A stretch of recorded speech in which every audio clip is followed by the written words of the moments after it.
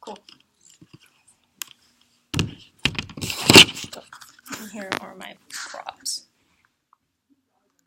Okay.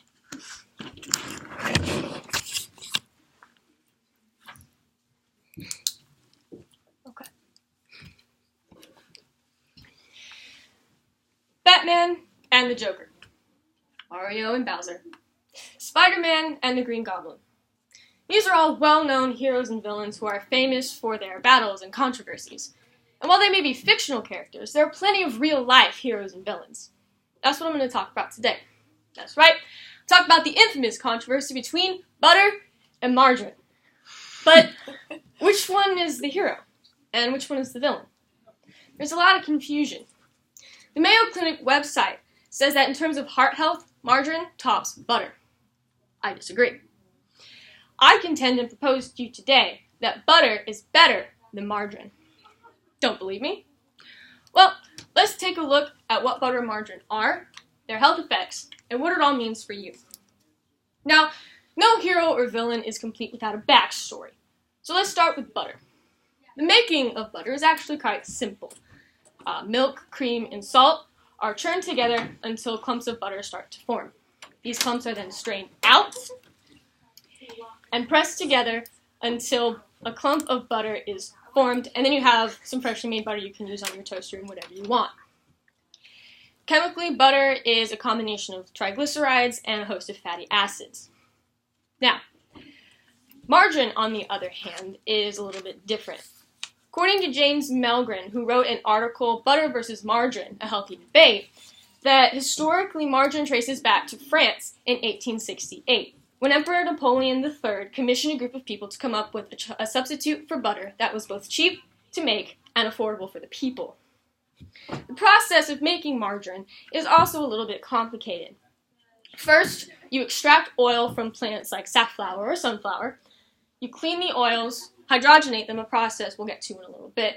You clean them again, bleach them, add some artificial color and vitamins, and you have yourself some margarine. So now that we have background of each of them, let's get down to the main ingredients in the argument between them. According to the Mayo Clinic website, butter is high in saturated fats, which for a long time was thought to be a main culprit in heart disease. However, Mary Enig, who received a PhD in nutritional sciences from the University of Maryland, lists many benefits of butter and saturated fats in her article, The Importance of Saturated Fats in Biological Functions. According to her, saturated fat is essential for hormone production, energy in the body, and cell membranes, processes that require these saturated fats in order for you to stay healthy. In fact, Alan Gaby wrote in his article, Saturated Fats Not Associated with Heart Disease, that, you guessed it, saturated fats are not associated with heart disease. In a study of over 300,000 people, no link between saturated fats and heart disease was found.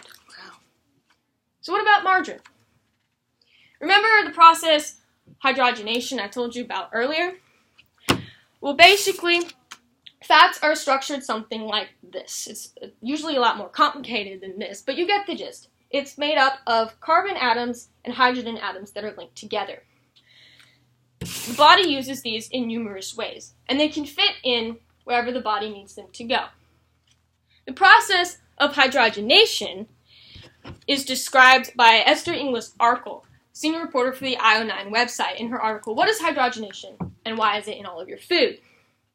She describes the process as the heating up of oil, then they are applied pressure, and the use of different catalysts like nickel or platinum. That's right, metal is used in the making of your margarine. Doesn't sound very delicious, does it? This process changes the structure of the fat, such like this. It loses the bend and becomes straighter. And now the body can't exactly make it fit where it needs to go. It can try to shove it in there, but it's kind of like trying to put a puzzle piece in the wrong spot. You can kind of get it, but you're not going to get what you need. The Diffin website outlines several consequences of this, including an increased risk of colon cancer, raised LDL cholesterol levels in your blood, that's the bad kind of cholesterol, clogged arteries, and all of this can eventually lead to heart disease. So margarine is the real villain here, not butter. Now I realize that this is an economics class, And I bet you're all probably wondering what this actually has to do with you. Well, it all comes down to a little thing called a cost-benefit analysis. Now, does anyone remember what that is? No. Okay, that's okay, because I do. Ray Notgrass, in his textbook, Exploring Economics, defines cost-benefit analysis as a taking into account of both the positives, the benefits, and the negatives, the costs, of a particular step before you take it to determine whether or not it's actually worth doing. Now, I did some recon at stores like Target and Walmart, and I found that butter is usually priced for around $2 to $4 per pound, while margarine is priced at about $3 for 2 pounds. That's twice the quantity for roughly the same price.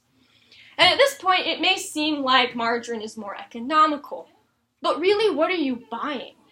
We've already been over the costs, the health risks of margarine. Some of the benefits of butter include vitamins A, E, and K, which it is naturally rich in. These vitamins help with maintaining skin and teeth, helping with inflammation, and different processes in blood, like clotting a cut. So really, the only cost of butter is price, and the only benefit of margarine is price. We live in a society that is obsessed with this idea of health. It's everywhere, low carb, this, high protein, that. But really, I think it's time we start thinking about what is really healthy for us. In terms of butter and margarine, butter tops margarine every single time when it comes to both your health and your wallet. Butter is easy to switch to if you have margarine, and I urge you all to make the switch now. Make butter your sidekick, and you too can win the fight against unhealthiness.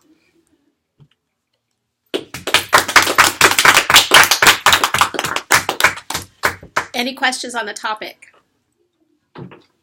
How much margarine would you have to consume for you to see like damage, or is it immediate? Is it long-term use? Or... It's not really an immediate thing. It's more long-term. It's not like if you have margarine on your toast one day, you're going to have heart disease. It's like a long-term problem when you have a buildup of the fats that the structure has changed. It's going to cause issues. Okay. So what do you think that she did well? We have a question. What does the Mayo Clinic, why don't they believe that butter is better than margarine? Well, for a long time, since like the mid-1900s, a lot of studies were conducted about this. And back then, we just didn't have the information that we did. More recent studies are actually proving quite the opposite of what studies in the 50s thought. So it comes down to like who has what information. So you believe they'll soon change it to the side of butter over margarine? They might. I mean, it's not like a definite thing. A lot of people still think that margarine is better. Mostly because they just don't know the information. Anyone else? Cool. So what do you think she did well? It's very entertaining. The information that you had and the fact that you could back it up with your sources. You weren't just spouting off facts. You actually had, okay, these are the places I went, this is the information I retrieved, and they've done the research. So, and that helps your case a lot. I had no idea that there was metal. Yeah. That hurt. Yeah. Entertaining. How so? Did it detract from her presentation, or did it draw you in? No, it was good. It drew me in because she wasn't speaking in like a monotone voice, and it was like you were moving and using your hands. Yeah, like it felt like you really cared about the butter. I do. A lot. The passion was there, definitely. Yeah. What could she improve on? What were some things you think she could have improved on to make it better? I think that some moments were a little too fast. You're talking really fast, but other than that, it was really good. Yeah, I tend to talk fast when I'm nervous. Yeah, just slow down and breathe. It was fantastic. Anyone else? Okay.